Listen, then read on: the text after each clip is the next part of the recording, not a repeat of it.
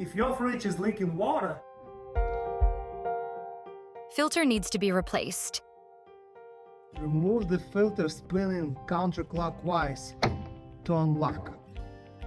You can see when the water is dripping from there. And put new one spinning clockwise and locking it. Door doesn't close all the way.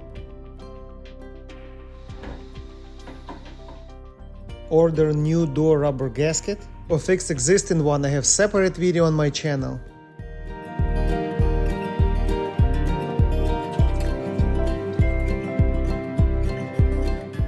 Accidentally change settings on dial panel.